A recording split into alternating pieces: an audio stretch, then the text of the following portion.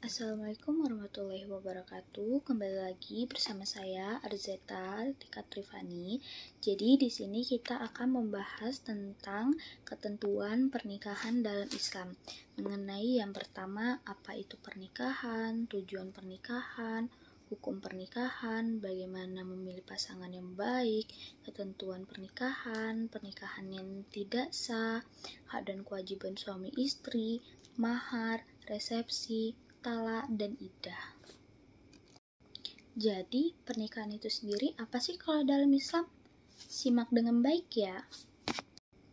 Pernikahan dalam Islam merupakan akad antara seorang laki-laki dan perempuan untuk terikat dalam perkawinan. Tujuan pernikahan dalam Islam untuk memelihara nasab dari perkara yang diharamkan oleh Allah. Pernikahan dalam Islam bernilai ibadah karena merupakan salah satu perintah Allah. Anjuran untuk menikah dinyatakan oleh Muhammad dengan hadis larangan untuk tidak menikah. Pernikahan menjadi salah satu perkara sunnah bagi para rasul dalam Islam. Nah, sedangkan dalam Undang-Undang Nomor 1 Tahun 1974 menjelaskan nih bahwa pernikahan adalah ikatan pria dan seorang wanita sebagai suami istri dengan tujuan membentuk keluarga atau rumah tangga yang bahagia dan kekal berdasarkan ketuhanan yang Maha Esa.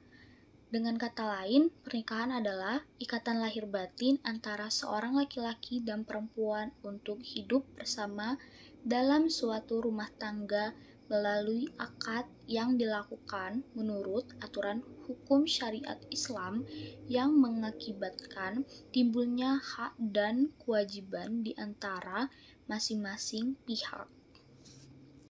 Nah, sekarang kita memasuki tahap tujuan pernikahan. Seseorang harus memiliki tujuan yang baik ketika akan melakukan pernikahan, karena tujuan inilah yang akan memengaruhi kehidupan mereka setelah menikah. Tujuan menikah yang baik ialah seperti yang pertama, untuk memperoleh kebahagiaan dan ketenangan hidup atau sakinah. Nah, ketentraman dan kebahagiaan adalah impian bagi setiap orang. Jadi, menikah merupakan salah satu cara supaya hidup menjadi bahagia dan tentram. Yang kedua, untuk membina rasa cinta dan kasih sayang. Menikah juga merupakan salah satu cara loh untuk membina kasih sayang antara suami, istri, dan anak. Yang ketiga, memenuhi kebutuhan biologis yang sah dan diridhoi oleh Allah. Dan yang keempat, melaksanakan perintah Allah Subhanahu wa Ta'ala. Dan yang lima, untuk memperoleh keturunan yang sah. Melalui pernikahan, pasangan suami istri akan mendapatkan keturunan yang baik, mendapatkan ridho dari Allah Subhanahu wa Ta'ala dan pengakuan dari negara. Nah, kita lanjut masuk ke materi hukum pernikahan. Hukum asal melaksanakan pernikahan adalah mubah atau boleh. Hukum ini dapat berubah disebabkan pada keadaan tertentu. Jadi, kali ini kita akan membahas tentang hukum menikah. Hukum yang pertama yaitu hukum sunnah. Menikah ditunjukkan untuk orang yang sudah mampu dari segi lahir dan batin untuk menikah, namun masih sanggup mengendalikan dirinya dari godaan yang menjerumus kepada perzinaan. Dan yang kedua, hukum wajib. Hukum wajib menikah ditunjukkan untuk orang yang telah mampu menikah, mampu dari segi lahir maupun batin. Sedangkan apabila seseorang tersebut tidak menikah, ia khawatir akan terjerumus ke dalam perzinaan. Materi selanjutnya yaitu memilih pasangan dalam pernikahan. Nabi Muhammad SAW memberikan tuntunan dalam memilih pasangan dalam pernikahan, yaitu dengan mempertimbangkan karena yang pertama hartanya, yang kedua keturunannya, yang ketiga kecantikan dan ketampanannya, yang keempat agamanya. Hal ini sudah sesuai dengan hadis Nabi Muhammad SAW yang bermaktub dalam kitab Al-Jami Al-Sahih Juz 3 nomor 50-90. Materi selanjutnya yaitu ketentuan pernikahan, Yang pertama ialah rukun pernikahan dan syariat pernikahan. Rukun ialah hal yang harus ada ketika pelaksanaan suatu perbuatan, sedangkan syarat dalam fikih merupakan hal yang harus terpenuhi sebelum melakukan suatu perbuatan tertentu. Rukun menikah ada 5, yaitu calon suami, calon istri, wali, 2 saksi, dan sikhat atau ijab dan qabul. Adapun masing-masing akan dijelaskan sekarang. Yang pertama, calon suami. Ada beberapa syarat yang harus terpenuhi untuk seorang calon suami, yaitu yang pertama, calon suami harus benar-benar laki-laki. Yang kedua, calon suami bukanlah orang yang haram dinikahi bagi calon istri, baik haram karena nasab, sepersusuan, atau karena ikatan pernikahan. Yang ketiga, tidak terpaksa. Tidak sah menikah tanpa ada kehendak sendiri. Yang keempat, calon suami diketahui jelas identitasnya, sudah diketahui nama beserta orangnya. Dan yang kelima, tidak sedang melakukan ihram. Dan yang kedua, calon istri.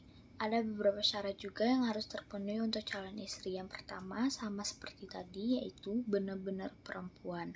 Dan yang kedua, bukan wanita yang haram dinikahi baik karena nasab, sepersusuan, atau karena ikatan pernikahan. Dan yang ketiga, jelas identitasnya, sudah diketahui nama serta yang mana orangnya oleh calon suami.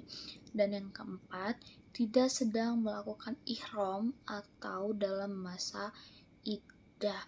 Dan yang ketiga, itu ada wali. Syarat menjadi wali pernikahan ialah sebagai berikut. Yang pertama, ia harus Islam. Dan yang kedua, ia harus sudah balik atau sudah dewasa, karena tidak sah anak kecil menjadi wali nikah. Dan yang ketiga, berakal sehat. Dan yang keempat, merdeka, bukan seorang budak. Dan yang kelima, laki-laki, tidak sah wali kalau dia perempuan. Dan yang keenam yaitu harus adil, bukan orang fasik. Dan yang ketujuh, urutan wali adalah bapak, kakek, saudara laki-laki sekandung, saudara laki-laki sebapak, saudara laki-laki seibu, anak laki-laki dari saudara seayah, anak laki-laki dari saudara kandung, anak laki-laki dari saudara seibu, paman, anak laki-laki paman. Dan yang kedelapan yaitu bagi perempuan yang tidak memiliki wali, misalnya wali sudah meninggal, maka walinya adalah pemimpin di daerah tersebut. Jika di Indonesia adalah dari pegawai kantor urusan agama atau yang disebut KUA. Yang keempat, 2 orang saksi. Syarat 2 orang saksi ini juga hampir sama dengan wali, yakni yang pertama, dia harus Islam, dan yang kedua, dia sudah balik atau sudah dewasa, tidak sah untuk anak kecil menjadi saksi nikah. Dan yang tiga, dia berakal sehat. Dan yang keempat, merdeka, bukan seorang budak. Dan yang kelima, laki-laki, karena tidak sah bagi perempuan untuk menjadi saksi.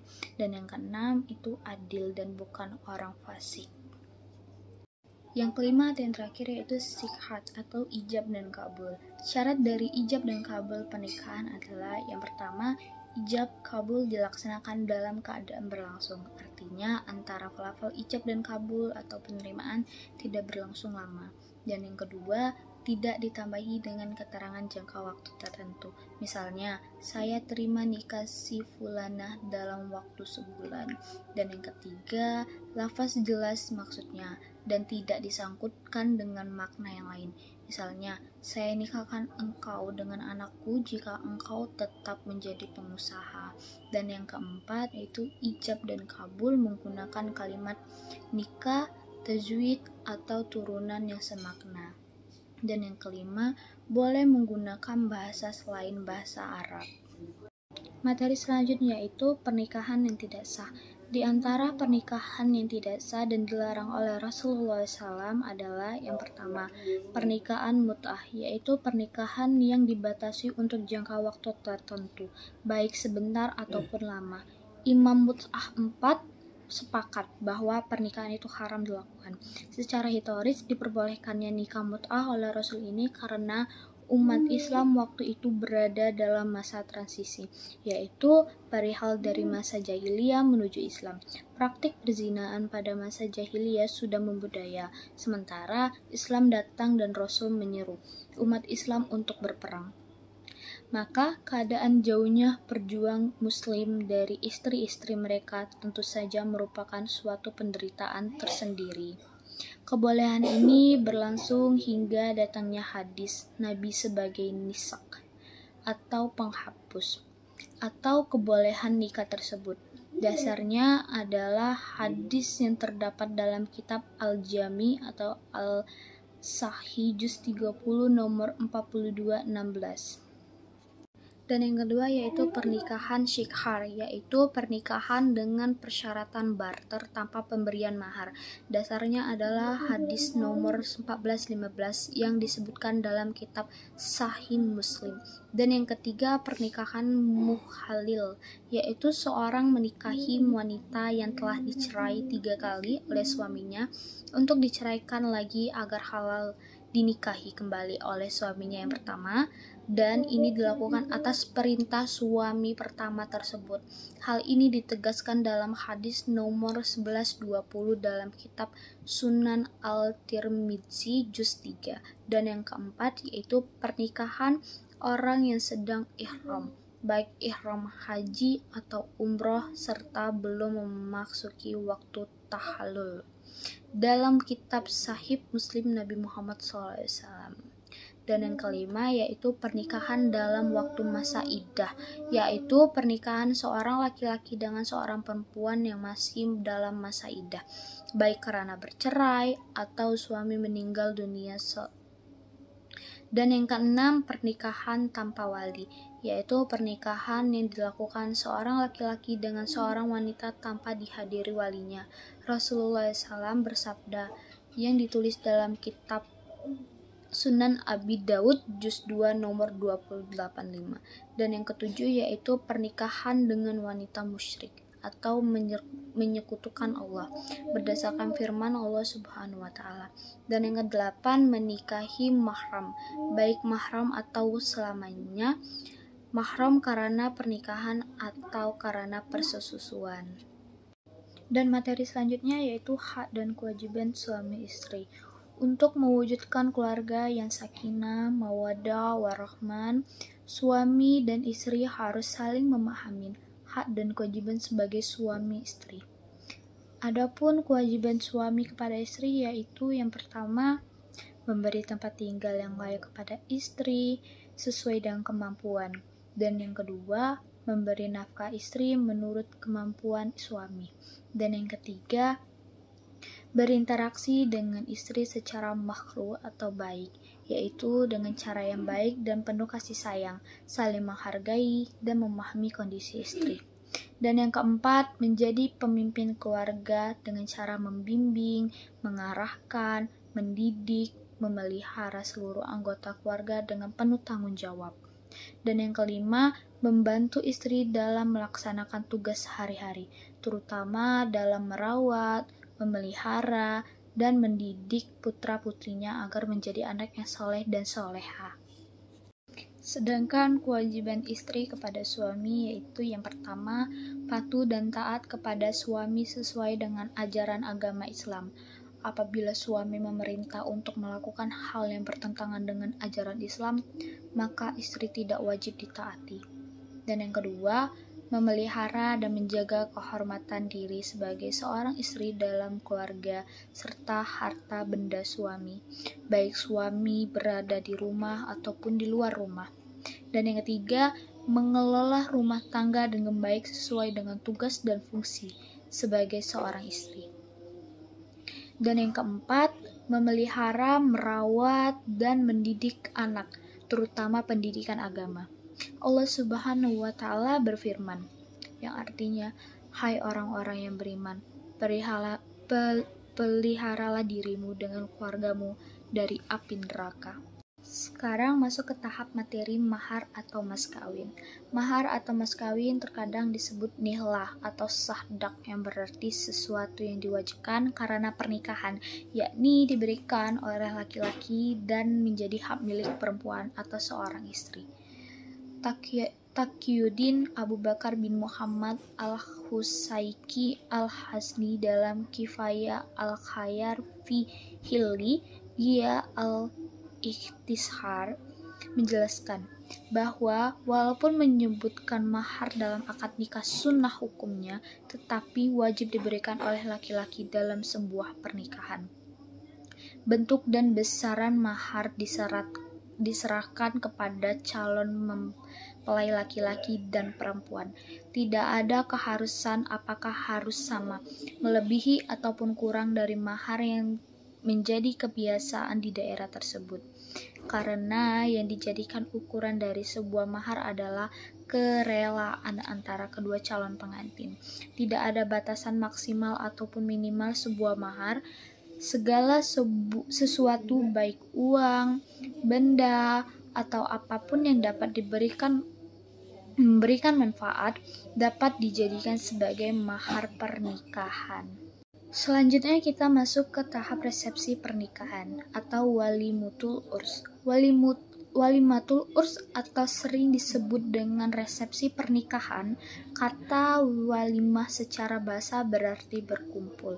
Sedangkan menurut istilah syariah yang dijelaskan Ahmad bin Umar al-Shadhiri dalam kitab Al-Yaqut Al-Nafis adalah nama untuk setiap undangan atau makanan dan minuman yang diadakan karena adanya kebahagiaan atau lainnya. Hukum mengadakan walimah menurut Mustafa bin al-Bukhari dalam kitab Al-Tashib fi Adilah man al-Gaya wa al-Taqrid adalah sunnah dan wajib hukumnya memenuhi undangan walimah tersebut, kecuali jika ada uzur atau halangan. Nabi Muhammad SAW pernah bersabda, hadis di atas penjelasan walimah dapat dilakukan dengan makanan yang sangat sederhana. Tidak ada batasan khusus tentang makanan yang akan disajikan. Tetapi menurut pendapat ulama yang lebih utama, sekurang-kurangnya dengan menyembelih 1 ekor kambing, walimah disunahkan bagi mempelai laki-laki juga perempuan. Karena adanya kebahagiaan dari kedua belah pihak, seseorang yang mengadakan walimah wajib menjauhkan diri dari berlebihan atau yang disebut membazir. Tujuan dari walimah itu sendiri adalah untuk mengumumkan pernikahan dan sebagai bentuk syukur atas kebahagiaan yang diperoleh dengan cara berbagi dengan sesama, sebagaimana disebutkan dalam sebuah hadis. Dan materi selanjutnya yaitu talak dan iddah. Yang pertama, talak. Talak dari segi bahasa artinya melepaskan ikatan. Maksudnya di sini ialah melepaskan ikatan pernikahan. Hukum melakukan talak ialah makruh, sebagaimana hadis Rasulullah Muhammad SAW.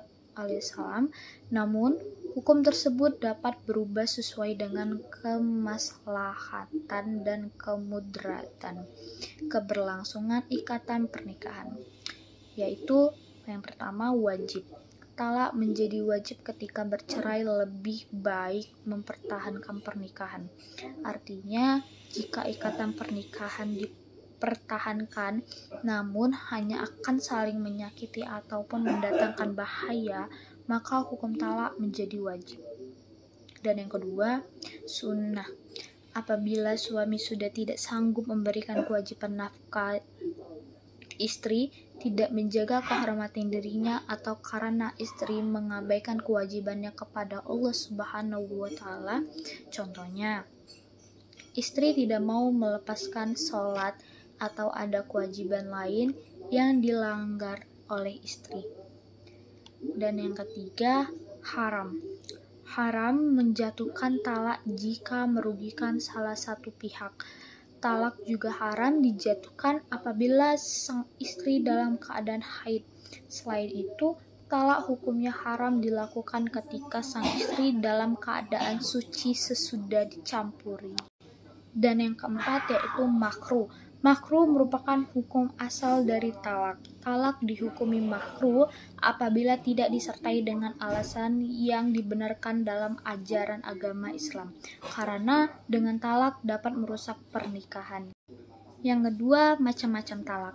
Talak dilihat-lihat dari macamnya dibagi menjadi 3, yaitu yang pertama, talak dari segi kalimat yang digunakan. Maksudnya, talak ditinjau dari segi kalimat yang diucapkan bisa dilakukan dengan kalimat yang terang atau jelas, dan talak dengan menggunakan sindiran.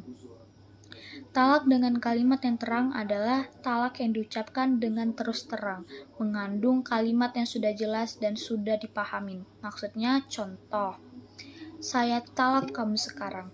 Talak dengan kalimat yang terang dianggap sah tanpa harus disertai dengan niat untuk memastikan apa sebenarnya yang diinginkan dari kalimat yang diucapkan. Mengapa? Karena kalimat tersebut jelas tujuan dan maknanya. Sedangkan talak dengan kalimat sindiran adalah kalimat yang diucapkan mengandung makna talak dan makna lain. Seperti, semua urusanmu sekarang ada di tanganmu sendiri.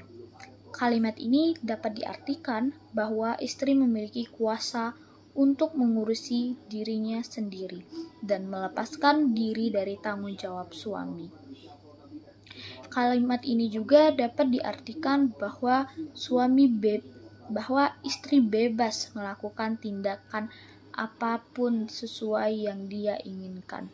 Talak yang mengandung kalimat sindiran dinyatakan tidak sah, kecuali apabila disertai dengan niat. Dan yang kedua yaitu talak dari segi sesuai atau tidak dengan aturan syariat. Jika dilihat dari sesuai tidaknya dengan aturan syariat, talak dibagi ke dalam talak sunni dan bid'i.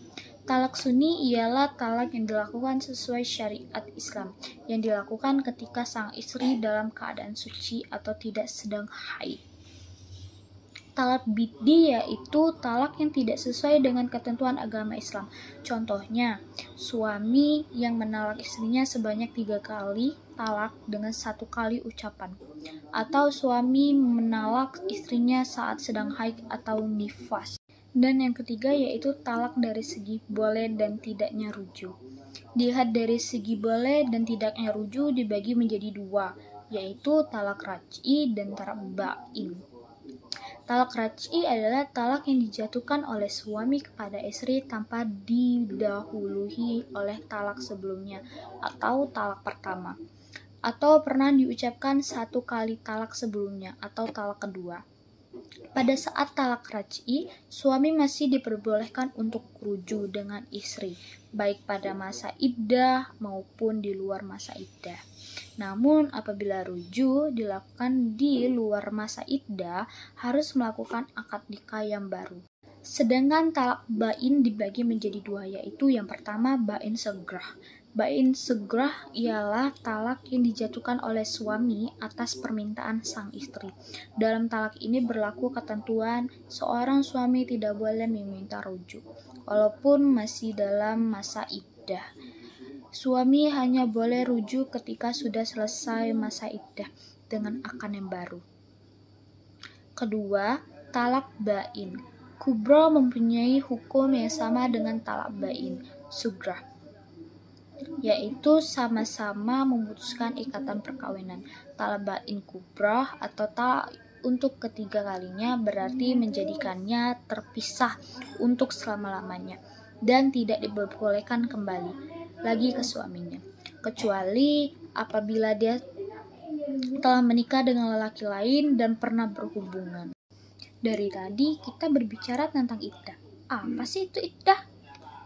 Iddah adalah masa menanti yang diwajibkan kepada perempuan yang ingin menikah setelah diceraikan oleh suaminya, baik cerai hidup atau cerai mati. Di antaranya tujuannya untuk diketahui kandungannya berisi atau tidak. Menurut sebagian ulama, masa iddah juga bertujuan sebagai masa perenungan dan introspeksi diri.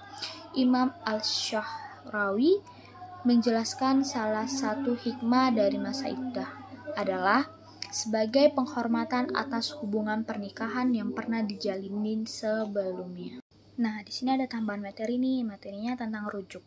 Kata rujuk dalam bahasa Arab disebut dengan raj'ah atau artinya kembali. Suami yang rujuk dengan istrinya berarti ia telah kembali pada istrinya. Sedangkan secara istilah sebagaimana dalam kitab Maqid Al-Muthaj, rujuk adalah mengembalikan istri yang masih dalam masa iddah, talak raj'i bukan bain. Dengan kata lain, rujuk hanya dapat dilakukan pada saat istri dijatuhkan talak raj'i atau bukan bain. Dan selama bukan masa iddah, pada ayat di atas menjelaskan jika seorang suami mentalak istri pertama kali dan kedua, suami masih bisa rujuk.